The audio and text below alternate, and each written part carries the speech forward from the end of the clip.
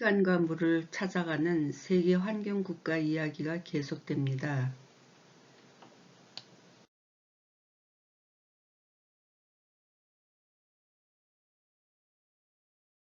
이번 회차는 나의 이 시집 별들은 여자를 나누어 가진다부터 출현하는 지혜와 용의 이야기입니다.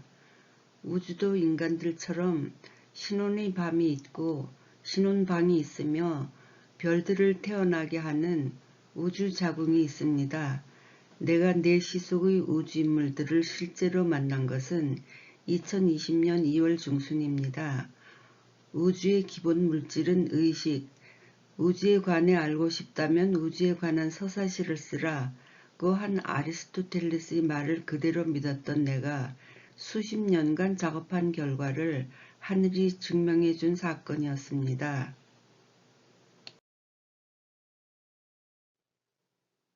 시간의 방향이 바뀌는 세계 환경 국가 이야기입니다. 코로나19의 팬데믹 현상은 전 지구인들에게 비밀에 가려졌던 큰 이슈들을 밖으로 드러나게 하는 데 일조했습니다. 그로 인해 많은 사람들이 경악을 금치 못하게 되었습니다. 세계 정부, 딥스테이트, 프리메이슨, 일루미나티, 신세계 질서, 극히 일부 사람들만 알고 있었던 이런 이슈들이 왜 갑자기 기존의 지식인 듯 아무렇지도 않게 법물 터지듯 흘러나왔을까요? 나는 이런 현상을 아인슈타인의 상대성 이론에 기초하여 물리학적으로 혹은 기민의 의식기하학에 기초하여 기하학적, 과학적으로 설명을 해보고자 합니다. 세계환경국가는 지구 환경을 회복하기 위해 물을 법으로 하는 국가체계를 인터넷 안에서 구현하는 것입니다. 2020년 6대 종단의 대표들이 기후위기에 대응하는 범국가기구를 설치해야 한다는 선언을 한 바가 있습니다. 나는 그 범국가기구의 구체적인 구성을 도울 수 있습니다. 그 구체적인 구성과 경영 방법은 이미 2010년에 만들어 인터넷에 올려둔 바가 있고 또한 오랫동안 그 문제만을 생각하며 글을 쓰면서 실현하려 노력해 왔기 때문입니다.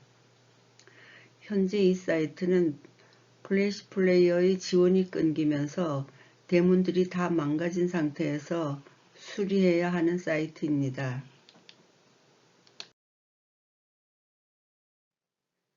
지구 최후의 순간은 다 자란 용과 지혜의 첫날 밤을 위한 것입니다.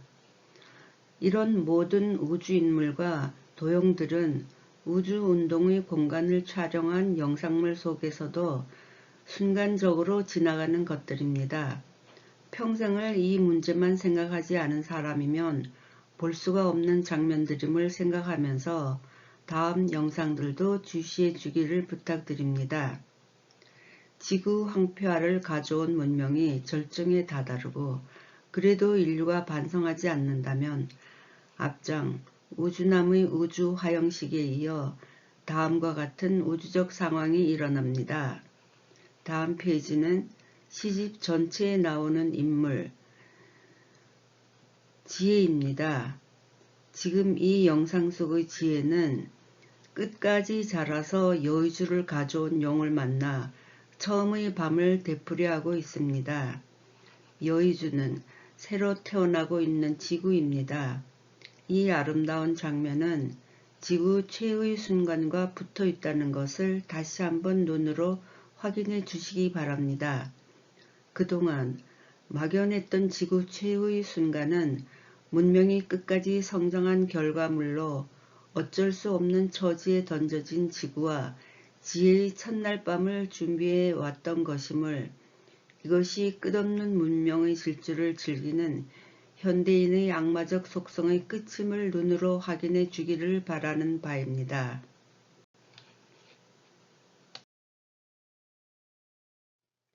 두 마리 용의 해우를 실제로 볼 수 있는 장면입니다. 새로운 시간이 흐르게 될 지구라는 여의주를 물고 온 용, 용과 지혜의 사랑이 불타오르는 검은 우주의 밤입니다. 1996년 가을에 출간된 저의 제3시집 일부에 묘사되는 두 마리 용의 해우에 대해 우주는 여기 보시는 바와 같이 아주 구체적인 모습을 보여줍니다. 욕망의 끝까지 이르러 성장할 대로 성장한 용이 지구라는 여의주를 지혜에게 바치는 장면입니다. 가운데의 지구가 다름 아닌 여의주입니다. 사람들은 지금까지 여의주가 기껏해야 탁구공만한 구슬처럼 생겼을 것이라고 상상했을 것입니다. 용의 크기도 기껏해야 우리 눈에 몸 전체가 보일 정도의 크기일 것이라고 상상했을 것입니다. 지금 이 동영상을 보시면 여의주는 지구입니다. 일반인들의 상상력과는 거리가 먼 얘기임을 깨닫게 되셨을 것입니다. 지혜와 용은 결국 지구로 스며들어 지구의 다음 생을 이어가게 되지요. 이 유튜브를 시청하시는 여러분들도 김인희가 24년 전에 묘사한 시집의 내용이 이미 우주의 운동의 장면으로 존재하고 있었다는 사실에 대해 전율을 할 수밖에 없으리라 생각합니다. 어떻게 이런 장면들이 한 인간의 시집 속에 그대로 묘사되어 있었을까요?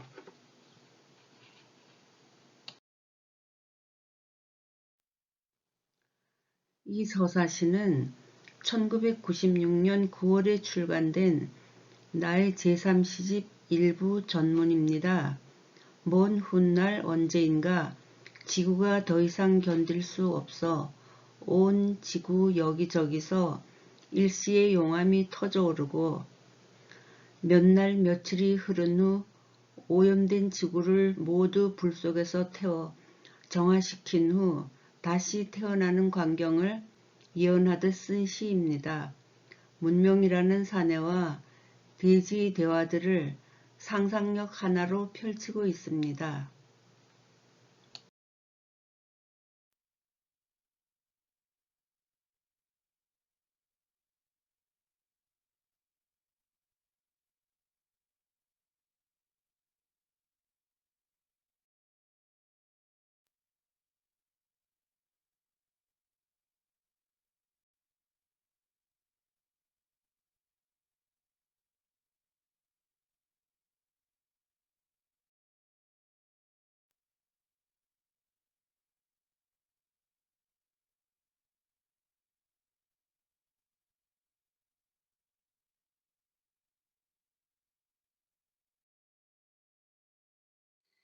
여기 별들이 태어나는 우주 신혼방은 실제로 인간의 신혼 첫날 밤을 연상시키는 분위기입니다. 인간의 의식 상태와 우주 운동의 장면이 너무나 닮아서 전율합니다. 생명수가 가득 담긴 우주 자국 역시 마찬가지입니다. 별들과 인간을 태어나게 하는 곳이 저렇게 생명수로 차있는 우주 공간이라고 생각하면 우주 운동의 장면에 말로 표현할 수 없을 만큼 경외감이 차오릅니다.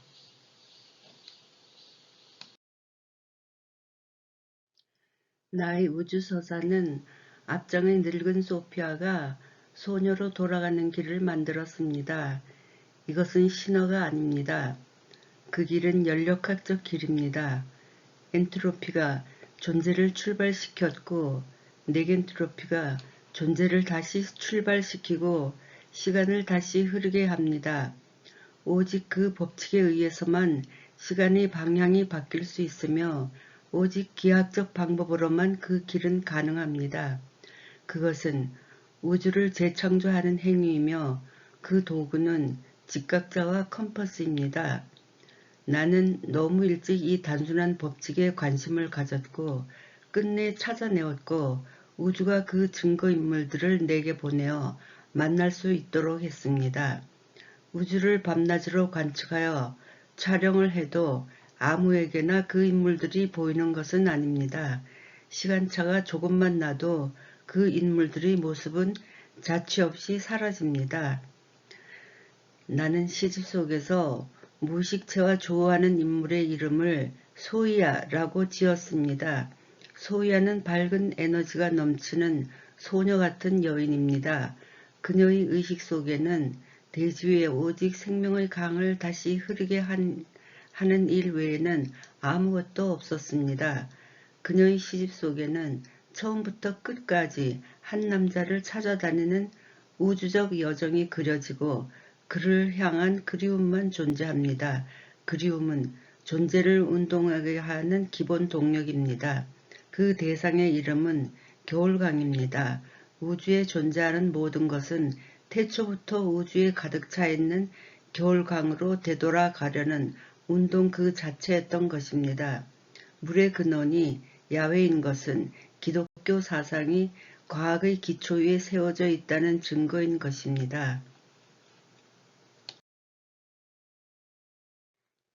세계 환경 국가의 우주적 위치와 역할에 관한 이야기입니다. 앞의 우주 인물들은 모두 시간과 관련된 인물들입니다. 이들이 왜 갑자기 한꺼번에 지상의 인간에게 그 모습을 드러냈을까요?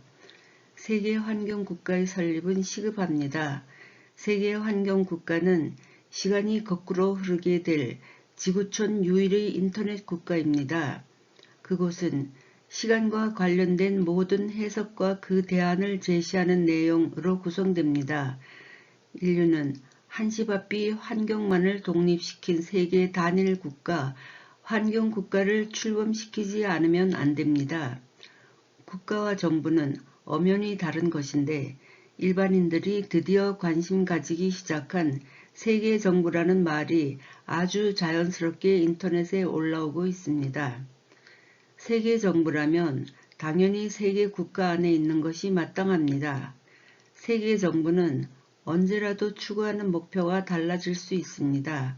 그러나 세계환경국가는 지구 전체를 하나의 환경으로 보고 그 환경을 체계적으로 다스려야 한다는 데에 목표를 가지고 출발했기 때문에 목표를 바꿀 수가 없습니다. 환경국가는 인터넷상에 세울 나라이기 때문에 모바일 국가가 될 것이며 세계 모든 사람이 참여하는 데에 어려움이 없는 나라가 될 것입니다. 인터넷상에 설립된 이 환경국가는 세계적 집단의식체이므로 이 국가야말로 현실적, 의식적으로 존재하는 국가에 대해 그림자 국가인 것이며 장차 지구촌을 이끌어갈 두뇌 역할을 하게 될 것입니다. 어린 소피아와 우주의 겨울강에 관한 이야기입니다. 이 페이지에서 소개할 우주인물 역시 모래시계를 닮은 몸을 가진 소피아의 어릴 적 모습과 그 소녀가 전 우주를 방황하며 찾아 헤맨 겨울강, 그 겨울강이 소녀의 머릿속에 앉아 있습니다. 소녀는 몸 자체가 앞장의 소피아처럼 모래시계의 형태를 하고 있습니다. 소녀의 얼굴 표정은 천진한 미소로 화장을 하였고 겨울강은 그런 소녀의 머릿속 겨울강가에 앉아 릴락시를 하고 있는 모습이 포착되었습니다.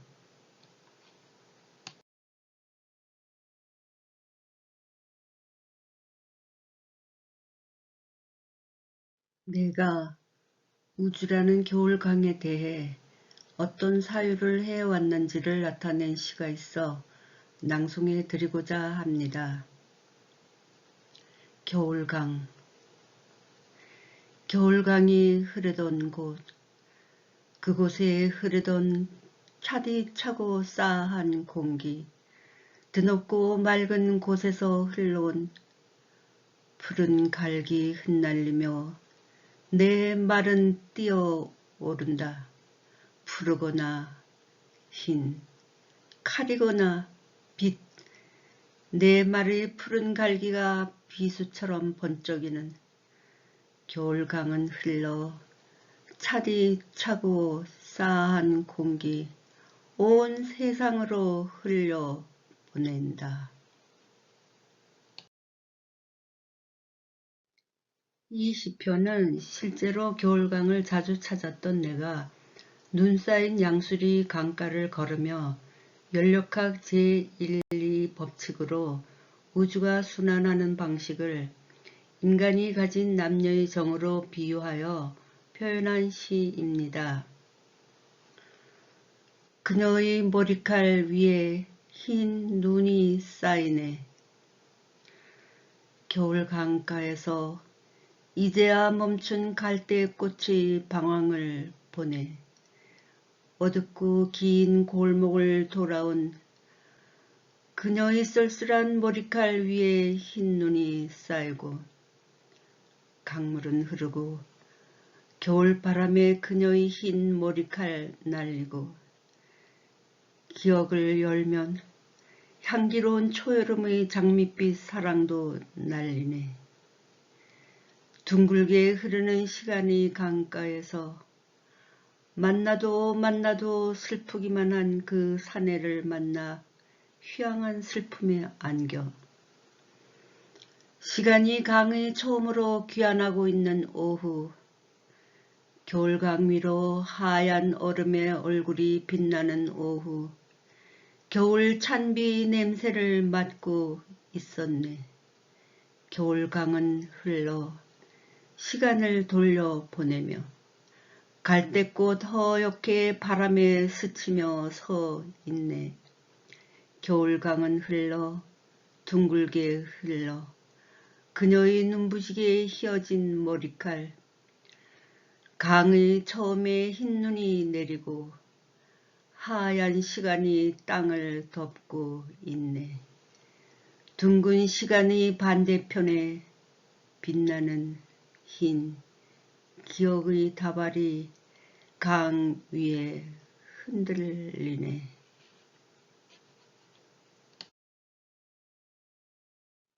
오늘은 시간의 방향을 돌려놓는 우주인물들이 인간의 의식세계와 연관되어 운동하는 영상들을 보았습니다.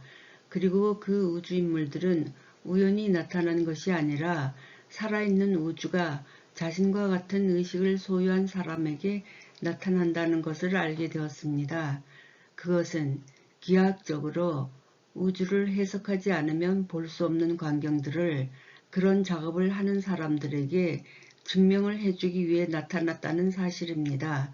우주는 일반 언어를 가지고 있는 것이 아니라 기하도형의 집단 언어를 가지고 있기 때문에 그러한 집단 언어에 대한 이해가 가능한 사람에게 우주의 메시지를 일반 언어로 전달하기 위해서라는 생각입니다. 끝까지 봐주셔서 감사합니다. 좋아요와 구독 눌러주시면 더욱 감사하겠습니다.